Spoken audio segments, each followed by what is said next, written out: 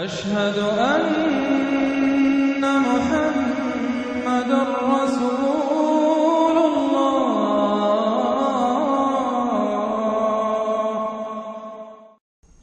اگلی صورت میں 3 جوڑے بلکہ 2 جوڑے آ رہے ہیں صرف۔ واللیل اذا یغشا، قسم ہے رات کی جبکہ وہ ڈھانپ لیتی ہے۔ والنہار اذا تجلی، قسم ہے دن کی جبکہ وہ روشن ہو جاتا ہے۔ یہ ہمارے خارج میں آفاق کے اندر دن اور رات۔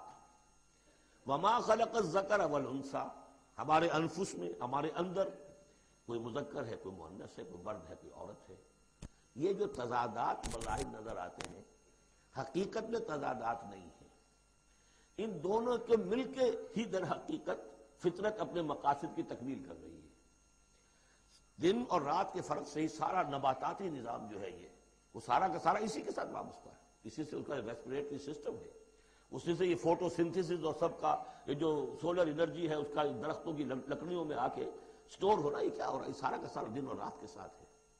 اسی طریقے سے مرد اور عورت اگر یہ فرق نہ ہو تو اولاد کیسے ہو، آگے نسل کیسے چلے؟ تو تضادات میں بھی توافق ہے یہاں، اگرچہ بعض چیزیں بظاہر متضاد ہیں لیکن ان میں توافق ہے۔ اللہ تعالیٰ نے اسی لیے پیدا کیا، لیکن ساتھ ہی یہ بتا دیا کہ جیسے یہ تضادات تمہیں نظر آ رہے ہیں واضح طور پر دن اور رات، نر اور مادہ، ایسے ہی ان سعیکم لشتی، تمہاری جو سعی ہے، محنت ہے، بھاگ دوڑ ہے، وہ تو سب کر رہے ہیں۔ وہ تو کل ہم پڑھ چکے سورہ بلد میں، لقد خلقنا الانسان فی کبد، ہم نے تمام انسانوں کو مشقت میں پیدا کیا۔ مشقت انسان کا مقدر ہے، محنت کرنی ہے، جد و جہد کرنی ہے، معاشی جد و جہد ہے، اور بھی جو ہے پھر اولاد کا پالنا ہے۔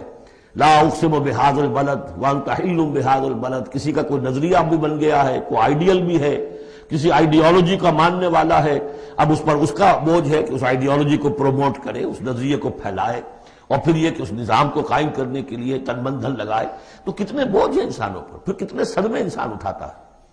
تو فرمایا کہ لا اقسم بہذا البلد وانت حل بہذا البلد ووالد وما ولد لقد خلقنا الانسان فی کبد۔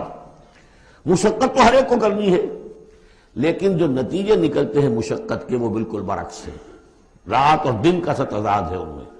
ان سعیکم لشتی، کوئی شخص اس محنت کے نتیجے میں اپنے آپ کو جنت کا مستحق بنا لیتا ہے، کوئی شخص اسی محنت کے نتیجے میں اپنے آپ کو دوزخ کا مستحق بنا لیتا ہے، راستے جدا ہو جاتے ہیں۔ اس کی بڑی پیاری تشریح ایک حدیث میں آئی ہے، حضور نے فرمایا کل نفس یغدو، ہر جان جو ہے صبح جب ہوتی ہے ہر انسان کی، فبائع نفسہا، پھر یہ کہ وہ اپنے نفس کو بیچتا۔ اب کوئی دفتر جا رہا ہے اپنی صلاحیت بیچ رہا ہے، کوئی بیچارہ وہ چونکہ اور کچھ نہیں سیکھ سکا تھا، اینٹیں ڈھو رہا ہے، تعمیر کا جہاں ہو رہی ہے، کوئی کسی چلا رہا ہے، کوئی ہل چلا رہا ہے، کسی کی مشقت، کوئی اپنی جسمانی جو قوت ہے وہ بیچ رہا ہے، کوئی اپنی ذہنی صلاحیت، اپنی ایکسپرٹیز، ڈاکٹر ہے اس نے بڑی مشکل سے فن حاصل کیا ہے، وہ بیٹھ کے فیس لے رہا ہے، لیکن بیچ رہا ہے اپنے آپ کو، اپنا وقت بیچ رہا ہے۔ تو کل نفس یغدو فبائع نفسہ فموتقھا وموبقھا، دن بھر کی محنت کر کے شخص ایک وہ شخص ہے جس نے حلال کو پیش نظر رکھا، حرام سے بچا، جھوٹ نہیں بولا، کسی کو دھوکہ نہیں دیا، کسی کے ساتھ جو ہے بے ایمانی نہیں کی، وہ شام کو آئے گا تو مشقت تو اس نے بھی کی ہے لیکن یہ لے کر آئے گا اللہ کی رحمت۔ دوسرا شخص مشقت اس نے بھی کی ہے، کہیں کم تول دیا تھا، کہیں کم ماپ دیا تھا، کہیں جھوٹ بول دیا تھا، کہیں کسی کی حق تلفی کی تھی، کہیں کسی کی عزت نفس پر حملہ کر دیا تھا، وہ مشقت بھی کر کے آئے گا اور شام کو جہنم کی گٹھڑی لے کر آئے گا اپنے کندھے پر، یا وہ نفس کو جہنم سے آزاد کرا کے آیا شام کو، اور یا وہ شام کو جہنم کے عذاب کی ایک گٹھڑی لے آیا ہے۔ تو کل نفس یغدو فبائع نفسہ فموتقھا وموبقھا۔ اب وہ بات ہے، اب یہ اس ایک بار سے سمجھ لیجئے کہ میرے نزدیک قرآن مجید کی اہم ترین یہ صورت ہے۔ ایک راستہ ہے، اس کے 3 اوصاف بیان کیے ہیں، اگر یہ 3 اوصاف ہوں گے تو خیر کے راستے پر آدمی بڑھتا چلا جائے گا، اور اگر اس کے برعکس 3 صلاحیتیں ہوں گی تو انسان گرتا چلا جائے گا، شر کی طرف جو ہے وہ اس کا قدم آگے سے آگے بڑھتا چلا جائے گا۔ پہلے 3 اوصاف کون سے ہیں؟ واللیل اذا یغشا والنہار اذا تجلی وما خلق الذکر والانثی ان سعیکم لشتی فاما من اعطی واتقی وصدق بالحسنی۔ جس شخص میں عطا ہے، جود ہے، سخاوت ہے، کسی کو بھوکا دیکھے تو اگر ایک روٹی ہے تو اس کو بھی بانٹ کر کھا سکے، کسی کو تکلیف میں دیکھے تو اگر اس کے پاس کوئی ہے ایسی چیز جس سے کہ اس کی تکلیف وہ رفع کر سکتا ہو تو دریغ نہ کرے، یہ عطا ہے، جود، عطا، سخاوت۔ فاما من آتا، پہلی شرط یہ ہے، چونکہ ہم سورہ بلد میں بھی دیکھا ہے کہ وہ جو گھاٹی ہے جس سے گزرنا مشکل ہے، فلقتحم العقبہ، وہ کون سی گھاٹی تھی؟ فک رقبۃ او اطعام فی یوم ذی مسغبۃ یتیما ذا مقربۃ او مسکینا ذا متربہ ثم کان من الذین آمنوا وتواصوا بالصبر وتواصوا بالمرحمہ۔ اس گھاٹی کو عبور کر کے اگر اہل ایمان میں شامل ہوگا تو ابو بکر صدیق بنے گا، عمر فاروق بنے گا، عثمان غنی بنے گا، اور اس گھاٹی کو عبور کیے بغیر کسی وجہ سے اسلام لے آیا عبداللہ ابن ابی بن جائے گا۔ اگرچہ اس نے بھی کلمہ پڑھا ہے، اس نے بھی کہا ہے اشہد ان لا الہ الا اللہ واشہد ان محمد رسول اللہ، اور وہی کلمہ پڑھا ہے ابو بکر نے اور عمر نے اور عثمان نے اور علی رضی اللہ تعالیٰ عنہ۔ لیکن فرق کیا ہے؟ یہ زمین کچھ اور تھی جس میں بیج پڑا ہے، وہ زمین کچھ اور تھی جس میں بیج پڑا ہے، وہ زمین میں ہل چل چکا تھا۔ تو فرمایا کہ پہلی شے کیا ہے، اور یہ آیت ہم پڑھ چکے ہیں، چوتھے پارے کی پہلی آیت، لن تنالوا البر حتى تنفقوا مما تحبون، تم نیکی کے مقام تک رسائی حاصل نہیں کر سکتے جب تک کہ خرچ نہ کر سکو اللہ کے لیے اور اللہ کی مخلوق کے لیے، اور وہ چیز کہ جو تمہیں پسند ہو۔ یہ نہیں کہ جو اذکار رفتہ ہو گئی، بیکار ہو گئی، پرانی ہو گئی، دل سے اتر گئی، وہ دے دیا اور پھر سمجھا کہ ہم نے حاتم طائی کی قبر کو لات مار دی ہے، یہ نہیں۔ مما تحبون، نیکی کی گرد کو نہیں پہنچ سکتے، لن تنالوا البر حتى تنفقوا مما تحبون۔ تو پہلی شرط ہے اعطاء، دوسرا ہے واتقا۔ واتقا کیا ہے؟ وہی اخلاقی حص جو ہے وہ اگر بیدار ہے، نتیجہ کیا نکلے گا کہ وہ پھر نیکی کرنا چاہے گا، بدی سے بچے گا۔ وہی فَأَلْهَمَهَا فُجُورَهَا وَتَقْوَاهَا، اگر یہ حص مر نہیں گئی ہے، یہ دفن نہیں ہو گئی ہے، اس کے اوپر حوث جو ہے اس کا غلبہ نہیں ہو گیا ہے، کوئی اور غلط جو ہے انسان کا رجحان اس نے اسے دبا کر نہیں رکھ دیا ہے، تو تقا اس کے اندر ہوگا، میرا میں کسی کا دل نہ دکھا دوں، میں کسی کا حق نہ مار لوں، اس کے اندر ایک احساس ذمہ داری جو ہے وہ موجود رہے گا۔ اور تیسری شرط وصدق بالحسنی، جو بھی اچھی بات اس کے سامنے رکھی جائے اور اس کا دل گواہی دے دے کہ ہاں بات ٹھیک ہے، فوراً قبول کرے، تصدیق کرے۔ اس وقت یہ نہ کرے کہ یہ میں اگر مان لوں گا تو فلاں چیز چھوڑنی پڑ جائے گی، یہ اگر مان لوں گا تو فلاں کام کرنا پڑ جائے گا، یہ اگر مان لوں گا تو فلاں شخص ناراض ہو جائے گا، یہ اگر مان لوں گا تو مجھے یہ نقصان ہو جائے گا۔ اگر یہ سوچ کر رک گیا تو فیل ہو جائے گا۔ بلکہ یہ کہ جب دل نے گواہی دے دی کہ ہاں ٹھیک ہے، حق ہے، صحیح ہے، فوراً کہو دیکھیے جی آپ کی یہ بات، یعنی اس کو سمجھیے پریکٹیکلی، اگر آپ کسی بحثی میں بھی مبتلا ہو گئے کسی کے ساتھ، اور پھر یہ ہے کہ آپ نے کسی وقت محسوس بھی کر لیا کہ پلڑا اس کا بھاری ہے، بات اس کی صحیح ہے، لیکن ایک یہ کہ اڑے ہوئے، اب کیسے مان لوں میں کہ میں ہار گیا۔ ایک یہ کہ شخص کہ ٹھیک ہے صاحب آپ کی یہ بات مجھے بالکل دل کو لگی ہے، ٹھیک ہے، ابھی اور غور کریں گے، سوچیں گے، چلیں گے آگے اور اس مسئلے پر، لیکن یہ بات آپ کی ٹھیک ہے۔ اس سے انسان کے اندر جو ہے پھر وہ ہم آہنگی پیدا ہوتی ہے، بات آگے بڑھتی ہے۔ لیکن یہاں سمجھ لیجیے کہ بنیادی طور پر یہ تین اوصاف ہیں، فاما من آتا، بخل نہ ہو، اتقا اور اس کے اندر یہ اخلاقی حس بیدار ہو، نمبر تین جو اچھی بات سامنے آئے اس کی تصدیق کر دیں، فَسَنُيَسِّرُهُ لِلْيُسْرَىٰ، تو ہوتے ہوتے ہم آسانی سے، اب یہ لفظ بھی آ چکا تھا سورہ علق میں، وَنُيَسِّرُكَ لِلْيُسْرَىٰ، میں نے کہا تھا اس لفظ کو یہاں نوٹ کر لیجئے اور یہیں سے یہ بات آگے کھلے گی۔ فَسَنُيَسِّرُهُ لِلْيُسْرَىٰ، جس شخص میں یہ تین اوصاف ہوں گے ہم انہیں رفتہ رفتہ سب سے اونچی اور سب سے اچھی جو اس آسانی والی شاید منزل ہے جنت، وہاں پہنچا دیں گے۔ اب اس کے برعکس دیکھیے ترتیب، وَأَمَّا مَن بَخِلَ، اعطاء کے مقابلے میں بخل آ گیا، وَاسْتَغْنَىٰ، بے پرواہ ہے، اسے پرواہ ہی نہیں، دریا کو اپنی موج کی طغیانیوں سے کام، کشتی کسی کی پار ہو یا درمیان رہے، ہمیں سے کیا غرض ہے، وہ تو اپنی اس میں دھن میں لگے جا رہے ہیں، کسی کا دل مسل دیا، کسی کے جذبات کے اوپر جو ہے ٹھیس پہنچا دی، کسی کو کچھ کر دیا، کسی کا مال ہڑپ کر لیا، کسی کو اور کسی طرح سے اس کی عزت کے اوپر جو ہے کوئی حملہ کر دیا، چلے جا رہے۔ استغنا، انہیں یہ احساس ہی نہیں ہے کہ نیکی اور بری کا معاملہ بھی ہے اور مجھے سیدھے راستے پر چلنا ہے، برائی کے راستے پر نہیں۔ وَكَذَّبَ بِالْحُسْنَىٰ، اچھی بات پیش کی جائے جھٹلا دیتے ہیں، دل گواہی دے چکا ہے کہ بات اچھی ہے، یعنی پھر جھٹلا دے کسی تعصب کی وجہ سے، کسی ضد کی وجہ سے، تکبر کی وجہ سے، ہٹ دھرمی کی وجہ سے، فَسَنُيَسِّرُهُ لِلْعُسْرَىٰ، تو ایسے شخص کو ہم آہستہ آہستہ تدریجاً سب سے بڑی مشکل یعنی جہنم میں پہنچا دیں گے۔ تو یہ گویا کہ اب دو راستے، ان سعیکم لشتیٰ، تمہاری جد و جہد جو ہے زندگانی کی، ان کے یہ دو رخ ہیں۔ اگر تو یہ ہے اما من اعطا واتقا وصدق بالحسنی، اگر یہ تینوں چیزیں بتمام و کمال موجود ہوں تو وہ شخص صدیق بنے گا، ابو بکر صدیق بنے گا رضی اللہ تعالی عنہ، ان کے نقش قدم پر چلنے والا ہوگا۔ اور اگر ان تینوں سے کوئی چیز کمی ہے تو کہیں بیچ میں لٹک جائے گا، اور تینوں ہی نہیں ہے تو معلوم ہوا کہ وہ بدترین خلائق ہوگا پھر، جس کا کہ سب سے بڑا کردار جو قرآن مجید میں آتا ہے وہ ابو لہب ہے۔ ابو جہل جو ہے وہ بدترین نہیں تھا، اچھی طرح سمجھ لیجئے، وہ تو جب آج ہم پڑھیں گے، جب سورہ علق آئے گی تب اس کے کردار کا نقشہ سامنے آئے گا۔ اس کی شخصیت بڑی اونچی شخصیت تھی بعض اعتبارات سے، میں سنا چکا ہوں، نے صاف مانا تھا کہ محمد جھوٹ نہیں کہہ رہے، جو کچھ کہہ رہے ہیں صحیح کہہ رہے ہیں، لیکن میں نہیں مان سکتا۔ اس کا مطلب ہے ہمیشہ کے لیے ہم بنو امیہ جو ان کے غلام ہو جائیں گے، بنو ہاشم کے، یہ میرے لیے قبول نہیں۔ صاف تو کہا نا کم سے کم، give the devil his due۔ اسی طریقے سے جس باطل دین کا وہ علمبردار تھا اس کے لیے اس نے بھی گردن کٹوائی ہے، قربانی دی ہے اس نے۔ ابو لہب نے 2 مرسنریز بھیج دیے، تم چلے جاؤ، میں تمہیں پیسے دے دوں گا، تم جاؤ، تم لڑاؤ میری جگہ پر، اس لیے کہ اس میں وہ بات نہیں تھی، اس میں مردانگی تھی۔ کوئی وجہ تھی کہ حضور نے 2 شخصوں کو برابر تولا ہے، عمر ابن الخطاب اور عمرو ابن ہشام میں سے اللہ کسی ایک کو میری جھولی میں ڈال دے، کوئی وجہ تھی نا آخر، دونوں کو کیسے کیا ہے؟ اگر کہیں وہ بھی ایمان لایا ہوتا تو عمر ابن الخطاب کی طرح کا مسلمان ہوتا، پھر وہ اس طرح کا ڈھیلا مسلمان نہ ہوتا، وہ عبداللہ ابن ابی والا مسلمان نہ ہوتا۔ تو یہ شخصیتوں کا معاملہ ہوتا ہے، تو جس میں تینوں اوصاف نہیں ہے وہ گیا بدترین خلائق، جس میں کچھ ہے وہ پھر کچھ دیر لگا کے آ جائے گا، کچھ وقت لگے گا اسے، لیکن یہ 3 اوصاف ہی ہیں تعمیر سیرت کے اس اعتبار سے کہ جو فیصلہ کن ہیں۔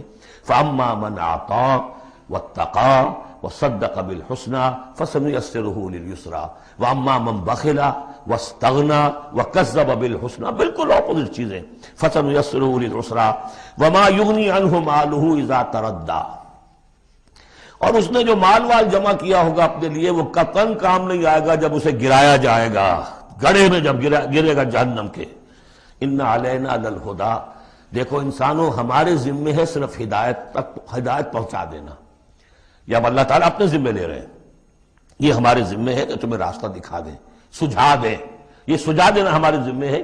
اس کے لیے ہم نے تمہیں جبلی ہدایت بھی دی ہے، اس کے لیے ہم نے تمہارے اندر اخلاقی حس بھی رکھ دی ہے، اس کے لیے ہم نے اپنی روح تم میں پھونکی ہے، اس میں ہماری معرفت اور محبت موجود ہے، اور پھر ان تمام چیزوں کی تکمیل کے لیے ہم نے نبی بھیج دیے، رسول بھیج دیا، کتابیں نازل کر دی، ہم نے اپنا ہدایت کا جو فرض تھا وہ ادا کر دیا۔ ان علینا للہدیٰ وان لنا للآخرۃ والأولیٰ، پھر ہمارے ہی لیے ہے اختیار آخرت کا بھی اور اولیٰ کا بھی، دنیا کا بھی، پھر فیصلہ ہم کریں گے کہ کون اب اس قابل ہو گیا ہے کہ دنیا کو ان کے بوجھ سے پاک کر دیا جائے، زمین کو ان کے بوجھ سے آزاد کر دیا جائے، پوری قوموں کو ملیا بیٹ کر دیا جائے، فیصلہ کرتے ہیں۔ وہ پڑھ چکے پچھلی صورت میں، فَدَمْدَمَ عَلَيْهِمْ رَبُّهُمْ بِذَنبِهِمْ فَسَوَّاهَا، ایسے ہے کہ جیسے کسی باغ میں سے کوڑا کرکٹ جمع کیا جائے اور پھر اسے آگ دکھا دی جائے، اس لیے کہ اس باغ کے لیے بدنما داغ ہے۔ اب تو یہ کہ وہ انسان جو ہے کہ جو پھر اس حد تک ہدایت کے واضح ہو جانے کے بعد کہ نبی آ گیا، کتاب آ گئی اور اس نے ماڈل پیش کر دیا اپنی زندگی کے اندر، پھر بھی نہیں مانا، تو پھر یہ جو بھی فیصلہ ہے وہ ہم کرتے ہیں۔ فَأَنذَرْتُكُمْ نَارًا تَلَظَّىٰ، دیکھو میں نے تمہیں خبردار کر دیا اس آگ سے جو بھڑک رہی ہے اور وہ منتظر ہے۔ لا یصلاھا، ہم دیکھ چکے ہیں کئی جگہ آیا ہے کہ وہ تو دھاڑ رہی ہے بھوکے شیر کی طرح، اسے تو چاہیے اپنی خوراک۔ لا یصلاھا الا الاشقی، نہیں پڑے گا اس میں مگر وہی جو بہت ہی بدبخت ہے۔ کیوں؟ کم بدبخت تو اگر ہوتا معاملہ تو اور ہوتا، یہ محمد کے آنے کے بعد بھی صلی اللہ علیہ وسلم جس کی حقیقت نظر نہیں آئی تو اس سے بڑا بدبخت کوئی ہے ہی نہیں۔ اس لیے کہ اگر کچھ اندھیرا ہو، کچھ روشنی ہو، آدمی ٹھوکر کھا جائے، چلیے بھائی کچھ اندھیرا بھی تھا، جھٹپٹا تھا، پوری روشنی نہیں تھی، نصف النہار پر سورج چمک رہا ہو اور آپ ٹھوکر کھائیں تو پھر قصور کس کا ہے؟ تو آپ کا ہے۔ اس اعتبار سے اب بعثت محمدی کے بعد صلی اللہ علیہ وسلم جس شخص نے اپنے آپ کو محروم رکھا وہ اشقا ہے۔ لا یصلاھا الا الاشقی الذی کذب وتولی، جس نے جھٹلایا ہے اور منہ پھیر لیا ہے۔ وَسَيُجَنَّبُهَا الْأَتْقَى، اور ہم بچا دیں گے یا بچا دیا جائے گا اس سے جو بہت ہی متقی ہے۔ اس آیت کے بارے میں تقریباً کنسنسس ہے کہ یہاں مراد حضرت ابوبکر ہے رضی اللہ تعالی عنہ۔ اتقا، وہ تینوں صفات بتمام و کمال جس میں تھے وہ ابوبکر تھے۔ یہی وجہ ہے کہ تصدیق بالحسنہ میں ایک لحظہ نہیں لگا۔ حضور فرماتے ہیں کہ میں نے جس کے سامنے بھی اپنی نبوت کی دعوت رکھی اس نے ضرور کچھ نہ کچھ توقف کیا، سوچا، سوائے ابوبکر کے کہ ایک لحظے کا توقف نہیں کیا۔ اور ان کی شخصیت کے اندر وہی چیزیں موجود تھیں، غریبوں کے اوپر شفقت تھی، نیکی کی، اور بنیادی طور پر وہ موحد تھے، انہوں نے کبھی بت پرستی اختیار نہیں کی زندگی میں، تو وہ صلاحیت جو ہے تقویٰ بھی تھا، اعطاء بھی تھا، خرچ کرنے کی صلاحیت تھی۔ انہوں نے خرید کر جو ہے غلام جتنے تھے جو مسلمان ہو گئے تھے، غلام اور کنیزیں، اور جن کے اوپر سخت جو ہے پرسیکیوشن ہو رہی تھی، ٹارچر ہو رہا تھا ان کے آقاؤں کی طرف سے، منہ مانگے دام دے کر ان کے آقاؤں کو نے خریدا ہے اور آزاد کیا ہے۔ فَأَمَّا مَنْ أَعْطَىٰ وَاتَّقَىٰ وَصَدَّقَ بِالْحُسْنَىٰ، یہ تینوں اوصاف بتمام و کمال ابو بکر میں، ابو بکر صدیق اور صدیق اکبر رضی اللہ تعالی عنہ۔ خواتین میں الصدیقۃ الکبریٰ حضرت خدیجہ الکبریٰ ہے رضی اللہ تعالی عنہ۔ وَسَيُجَنَّبُهَا الْأَتْقَى الَّذِي يُؤْتِي مَالَهُ يَتَزَكَّىٰ، جو اپنا مال دیتا ہے اپنے نفس کو پاک کرنے کے لیے۔ وہ مال کیوں دے رہا ہے، کیوں خرچ کر رہا ہے، کیوں بلال کو اس نے خریدا ہے؟ باپ نے کہا ابو قحافہ نے، وہ تو ایمان نہیں لائے تھے اس وقت تک، وہ تو فتح مکہ کے بعد ایمان لائے، وہ کافر رہے پورے عرصے کے دوران، مشرک رہے۔ تو باپ نے یہ کہا کہ ابو بکر تمہیں اگر کوئی خریدنا ہی تھا غلام اور کسی کو آزاد کرنا تھا تو کوئی دیکھتے، اچھا غلام دیکھتے، کوئی طاقتور سے دیکھتے جو تمہارے کام بھی کبھی آتا۔ انہیں کیا پتا تھا کہ ابو بکر تو کسی اور چیز کا طلبگار ہے، اسے کچھ اور چاہیے، اسے کوئی، یعنی جو شخص کسی غلام کو آزاد کر دیتا تھا وہ اس کا مولا رہتا تھا، پھر بھی وہ ایک درجے میں اس کے تابع ہوتا تھا، اس کی بات سنتا تھا، اس کا حمایتی ہوتا تھا۔ اخلاقی طور پہ بھی سمجھ میں آ رہا ہے کہ ایک شخص نے اپنی رقم خرچ کی ہے اور آپ کو خرید کے آزاد کر دیا ہے، تو اب آپ بے دام جو ہے غلام تو ہو گئے نا اس کے، اس لیے کہ یہ کہ وہ غلامی نہیں ہے، مولا کہلاتے تھے وہ، جیسے کہ حضرت زید ابن حارثہ بھی مولا تھے حضور کے، اور اسی طریقے سے اور بھی بہت سے ہیں جن کے بارے میں آتا ہے کہ انہوں نے جو حدیث روایت کی ہے، ثوبان رضی اللہ تعالیٰ وہ بھی مولا تھے حضور کے، مولا اس معنی میں۔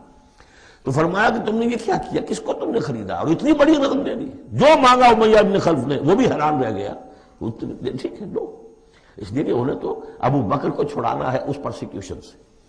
الذی یؤتی مالہ یتزکیٰ وما لأحد عندہ من نعمت تجزیٰ، اور ایسا نہیں ہے کہ کسی اور کا اس پر کوئی احسان ہو جس کا وہ بدلہ چکا رہا ہو، نہیں، الا ابتغاء وجہ ربہ الاعلیٰ، صرف اپنے بلند و بالا پروردگار کی رضا جوئی کے لیے وہ خرچ کر رہا ہے۔ وَلَسَوْفَ يَرْضَىٰ، اور وہ عنقریب راضی ہو جائے گا۔ یہ عنقریب راضی ہو جائے گا کون؟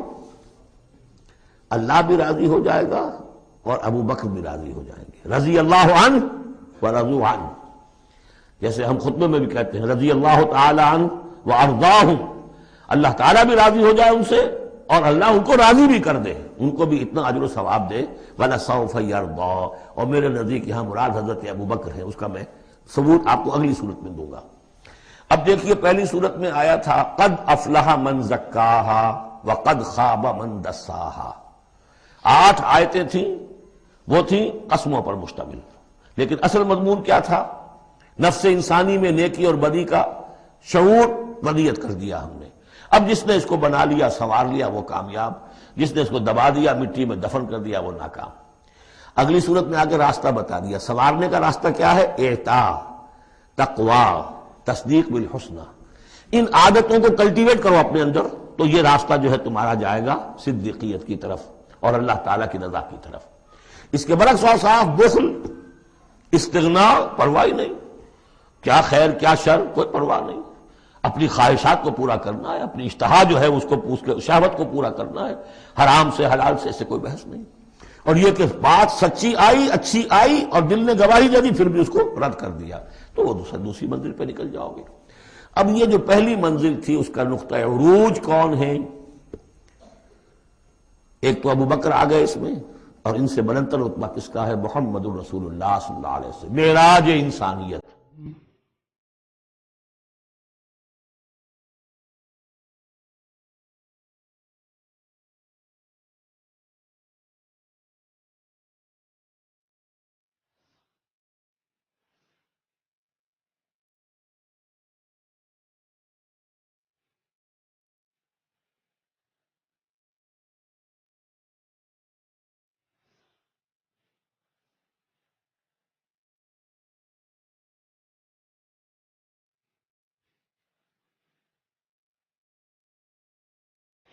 مولاي صل